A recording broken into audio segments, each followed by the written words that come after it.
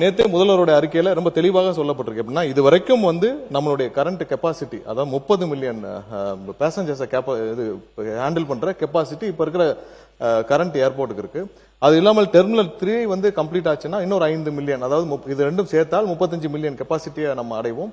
அது இல்லாமல் டெர்மினல் 5, அதாவது நார்த் வெஸ்ட்ல டெர்மினல் 5க்கு நம்ம கம்ப்ளீட் பண்ணி முடிச்சோம்னா, திட்டமிடப்பட்டு முடிச்சோம்னா கூடுதலாக 20 மில்லியன் பேசஞ்சர்ஸை ஒரு வருஷத்திற்கு கையாளக்கூடிய கெப்பாசிட்டி, அதாவது வருஷத்திற்கு 55 மில்லியன் கெப்பாசிட்டி நம்ம கையாளக்கூடிய திறமை இப்ப இருக்கிற கரண்ட் ஏர்போர்ட்லயே டெர்மினல் 3, டெர்மினல் 5 முடிச்சனா இருக்கும். இது எப்படின்னா இப்ப இருக்கிற பெங்களூர் ஏர்போர்ட் 4.5 மில்லியன் பேசஞ்சர்ஸ் ஒரு வருஷத்துக்கு ஹேண்டில் பண்றாங்க. அதை விட 10 மில்லியன் அதிகமாகவே ஹேண்டில் பண்ணக்கூடிய அளவுக்கு திட்டமிடல் முடித்த பிறகுதான் இது குறித்த அறிக்கையை முதல்வர் அவர்கள் தெரிவித்தார்.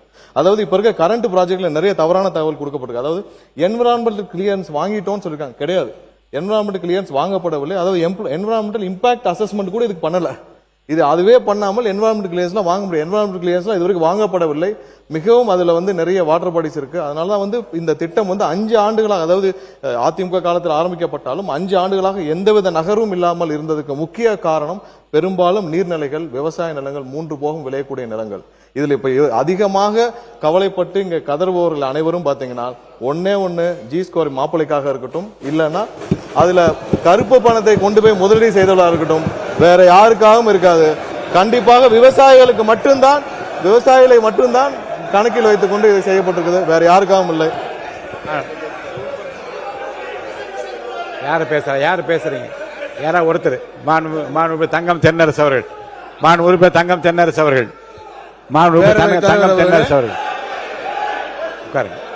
பேரவைத் தலைவர் அவர்களே, பேரவைத் தலைவர் அவர்களே, விவாதம் பேரவைத் தலைவர் அவர்களே முடிச்சிருங்க. முடிங்க. பேரவைத் தலைவர், சட்டத்துறை அமைச்சர் எல்லாத்திற்கும் இங்க பாருங்க, எல்லாத்திற்கும் எந்திரிக்க வேண்டியது. இது ஒண்ணு பிடி பீரியட் இல்ல, எல்லாத்துக்கும் எந்திரிச்சு உட்கார அளவுக்கு. ஜி ஸ்கொயர் மாப்பிள்ளைன்னு சொன்னா என்ன தவறு இருக்கு? ஜி ஸ்கொயர் மாப்பிள்ளைன்னு ஊரே சொல்லுச்சு, என்ன தவறு இருக்கு? இது எல்லாத்துக்கும் எந்திரிச்சு உட்காருக்கு. இது ஒண்ணு பிடி பீரியட் இல்ல. உட்காருங்க, பேசலாம். உட்காருங்க. மாண்புமிகு தங்கம் தென்னரசு அவர்கள். மாண்புமிகு சட்டத்துறை அமைச்சர் இந்த அளவிலே தன்னுடைய பதிலை, விவாதத்தை கொண்டு போக விரும்புவார் என்றால், I can also pay you in the same currency. G square மாப்பிள்ளை என்று நீங்கள் சொல்வீர் என்று சொன்னால், வேறு எந்த லாட்டரி மருமகனுக்காக புது விமான நிலையத்தை நீங்கள் கொண்டு போவீர்கள் என்று நான் கேட்க முடியுமா? நான் கேட்கவா? நான் கேட்கிறேன்.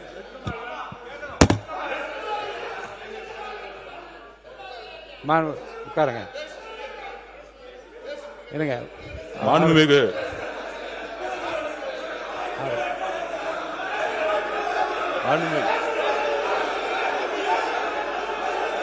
உட்காருங்க. அவர்தான் பேசணும்.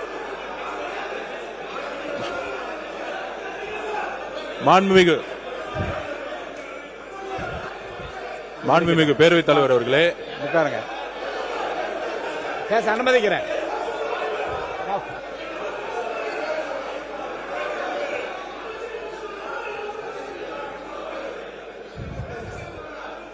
சுருக்கமா சொல்லலாம்.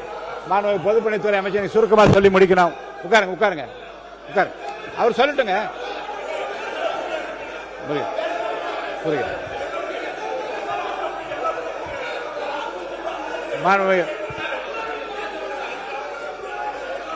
அவருக்கு முடிச்சிட்டுமே. அவர் என்ன கேள்வி வேணா கேட்கட்டும், அதுக்கு நான் ரெடியா இருக்கேன். பதில் அண்ணன் கேட்க சொல்லுங்க. நீங்க உட்கார்ந்துங்க. அவர் பேசிட்டான். மாண்புமிகு தங்கம் தென்னரசு அவர், மாண்புமிகு தங்கம் தென்னரசு இல்ல ஒரு அவரே இல்ல நான் என்ன சொல்றேன், நீங்க ஒரு ஆரோக்கியமா விவாதம் சொல்லு. உட்காருங்க. நீங்க சொல்றேன். நீங்க உட்காருங்க. பரந்தூர் ஏர்போர்ட்டை எதற்காக கொண்டு வந்திருக்கிறோம்? பரந்தூர் அமைக்கக்கூடியதிலே நான் நேற்று செய்தியாளர் சந்திப்பிலே கூட விவரமாக சொல்லி இருக்கிறேன். சென்னையினுடைய புவியியல் அமைப்பிலே வேற எந்த இடத்துக்கும் கொண்டு போக முடியாது. நேரடியாக நாங்கள் உடனடியாக போய் பரந்தூர்ல உடனடியாக போய் பார்க்கல. உங்களுடைய அதிகாரிகள் இருக்கிறார்கள், அவரிடத்துல கூட கேளுங்க. பரந்தூரை தேர்ந்தெடுப்பதற்கு முன்பு யார் அதுக்கு அப்ரூவல் கொடுக்கணும்? அப்ரூவல் கொடுக்கணும். எத்தனை சைட் நாங்கள் போய் பார்த்துருக்கோம்? சோழிங்கநல்லூர்ல பார்த்துருக்கோம், படாலத்தில் பார்த்துருக்கிறோம், பன்னூர்ல பார்த்துருக்கிறோம். ஒவ்வொரு இடங்களிலும் ஏற்கனவே பல இடங்களிலே அதை ஆய்வு செய்து அது ஏற்றுக்கொள்ளவில்லை. ஏர்போர்ட்ஸ் அத்தாரிட்டி ஆஃப் இந்தியா ஏற்றுக்கொள்ளவில்லை. காரணம் நேற்றே நான் விளக்கி இருக்கிறேன். சென்னையினுடைய கிழக்கு பகுதியிலே வங்கக்கடல் இருக்கிறது, அந்த பகுதியில் நீங்க போக முடியாது. நார்த்துக்கு போனீங்கன்னா ஒன்னு மணலிலிருந்து எண்ணூர்ல இருந்து எல்லா இண்டஸ்ட்ரியல் எஸ்டேட்ஸ், அந்த பக்கம் பழவேற்காடு ஏரி சூழலியல் பிரச்சனைகள், அந்த பக்கத்தை நார்த்ல போக முடியல. சவுத்துக்கு போறீங்க, சோழிங்கநல்லூர் போய் பாக்குறீங்க, அது தாம்பரம் ஏர் பேஸோட நேரா வருது. அதோட ஏர் ஸ்பேஸ்க்குள்ள நம்ம வைக்க முடியல, ஏன்னா பிகாஸ் அது டிஃபென்ஸ் இதுக்குள்ள இருக்கு. அடுத்து தள்ளி போனீங்கன்னா அந்த பக்கம் கல்பாக்கம் அனல் மில் நிலையம், இந்த பக்கம் போனீங்கன்னா வேடந்தாங்கல் பறவைகள் சரணாலயம், எந்த பகுதியிலும் அங்க போக முடியல. அது ஏற்றுக்கொள்ளவில்லை, இந்த இடங்களை எல்லாம் ஏற்றுக்கொள்ளவில்லை, ரிஜெக்ட் செய்கிறார்கள்.